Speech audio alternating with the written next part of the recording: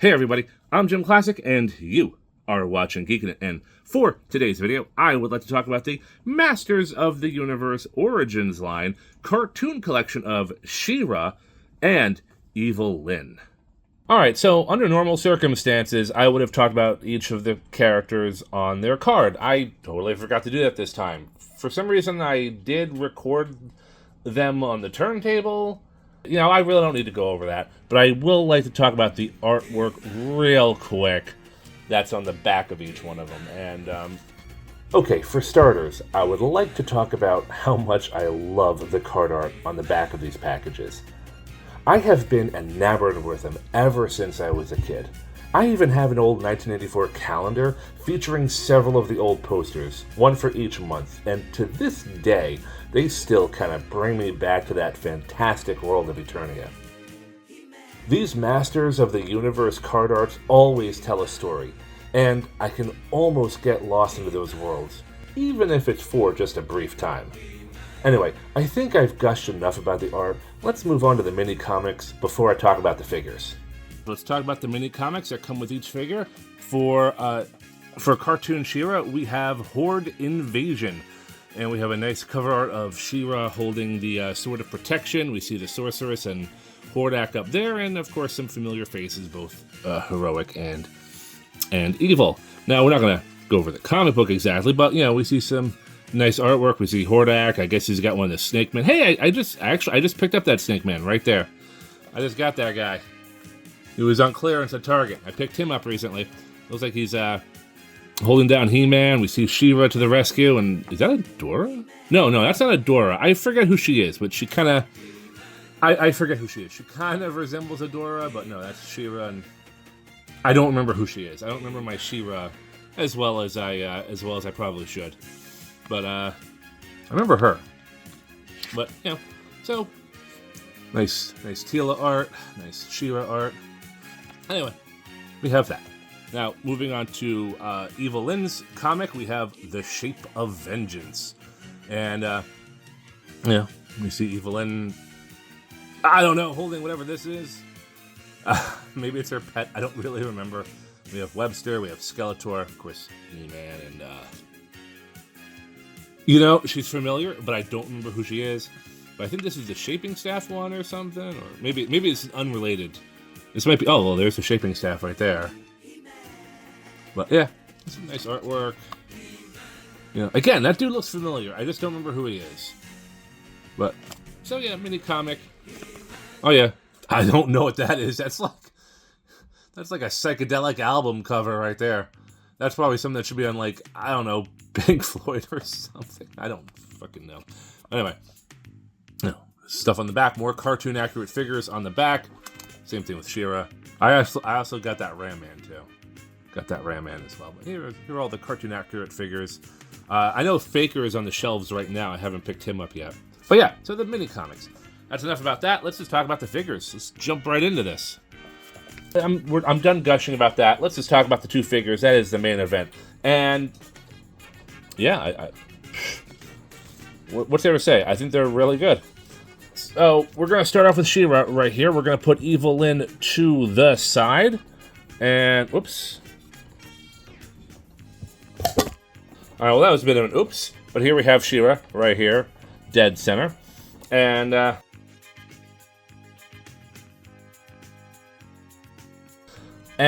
yeah, this is definitely a cartoon accurate version of SheRa. I mean, this is such an improvement over the Masters of the Universe Origins SheRa that came out, I want to say 2 years ago, maybe 3 years ago.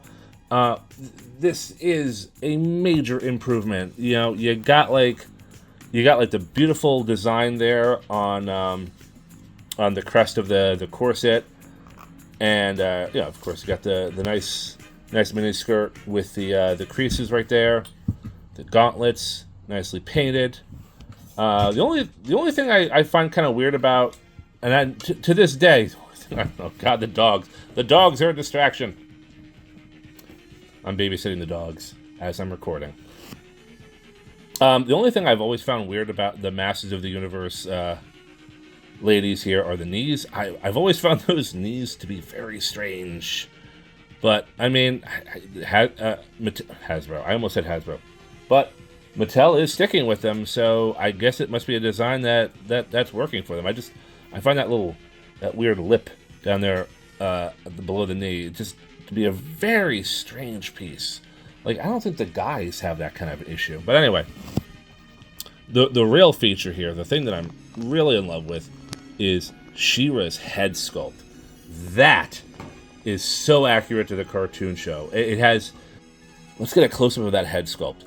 I mean, look at that face. It is beautiful. I mean, you get that little glint in the eye.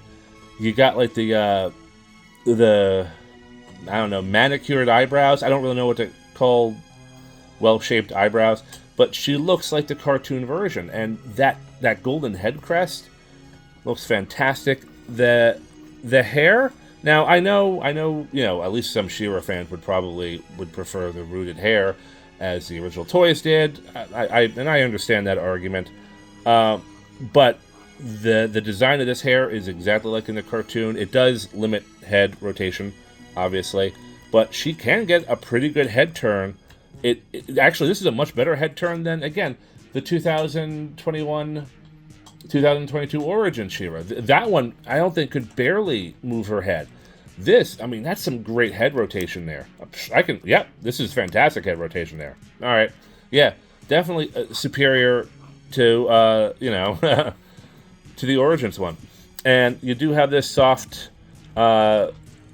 plastic cape. Again, we can take the neck off. Wait, can we take the head off? I'm pretty sure we can. Boy, I hope. Okay. Oh, I bisected her. All right, Tatris, back here. I'm trying to take off the head.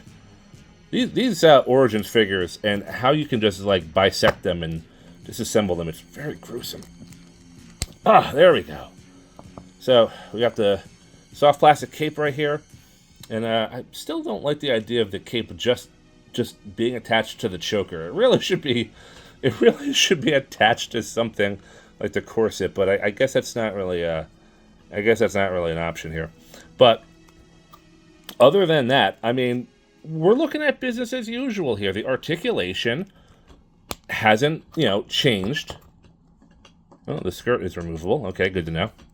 But the articulation of SheRa has not changed.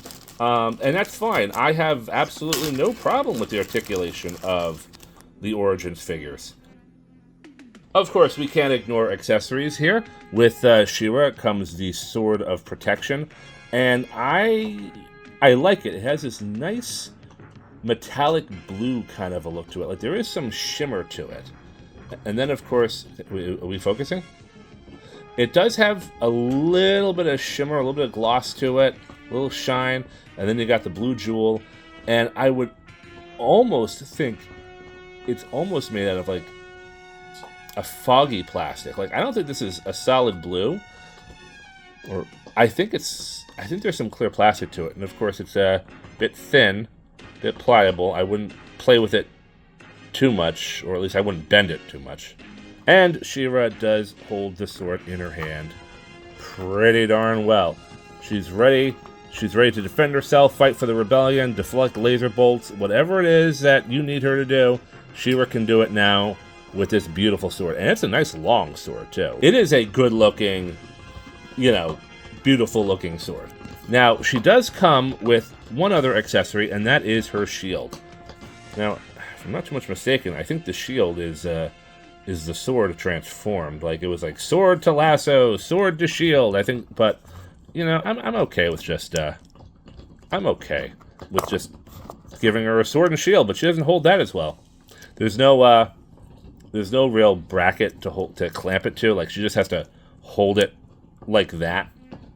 So, not a big fan of that. Like, a lot of the He-Man shields have, like, a little thing that goes around the bracer. So I find that to be an issue. That's probably... The knees are always looking kind of weird, and I'm not a big fan of SheRa's shield. But, let's talk about EvilLyn next. She is Skeletor's #2 henchwoman. And, again, this is how she looked in the cartoon show. And this She is not as detailed as the Origins one, but that's the name of the game. This is the cartoon edition, and I think they captured the Filmation look. Well, they captured it pretty well.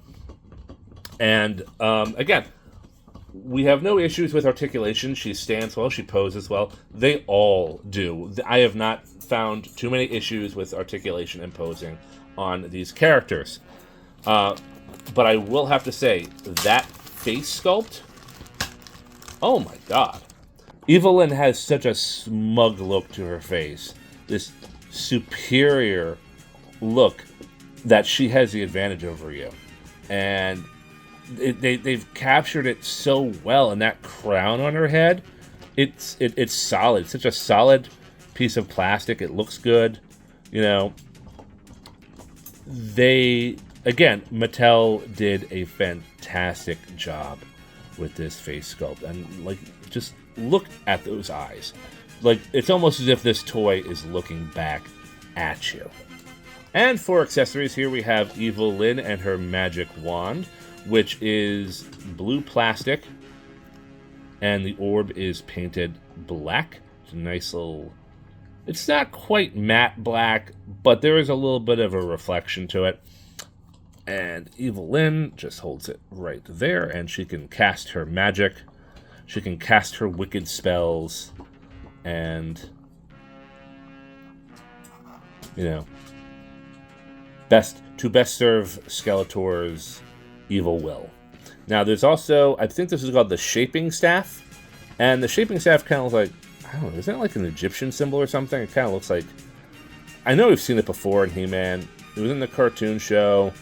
It also, I think it was in Masters of the Universe Revelations as well.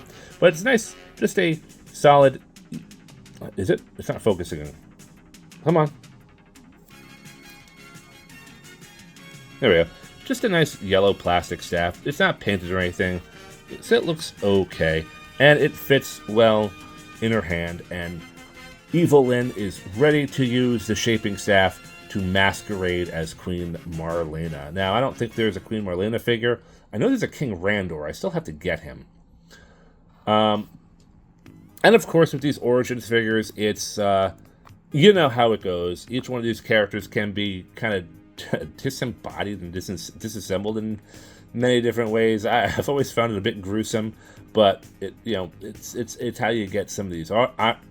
It's how you get some of these armor pieces off. It's, you know, it's kind of just how you change things up a little bit. And, you know, it is a fun feature. It's also a little gruesome, too. Well, that's been my look at Masters of the Universe Cartoon Edition SheRa and EvilLyn. And I like both these figures. I'm glad I picked up each one of them. You know, I mean, the body, not much has changed, except they are more cartoon accurate. The engineering of the figures hasn't changed all that much. Only their deco, the more animation accurate outfit, and those beautiful head sculpts. Both of them look so freaking good, and that's what really sells it. You know, I mean, you know, I suppose the way these figures are, you can swap things out, but I don't think I need to do that. Like Origins, SheRa, she's getting retired. My Origins EvilLyn, probably not so much because that's more toy accurate. But I mean, I do think the Origins EvilLyn looks good in her own way, more toy accurate to the original. She does have the better detail, but cartoon EvilLyn has the animation accurate look to her. Anyway, that has been my look at these two figures. Please like, share, and subscribe. I would love to hear what you have to think about each one of these figures. And I am out.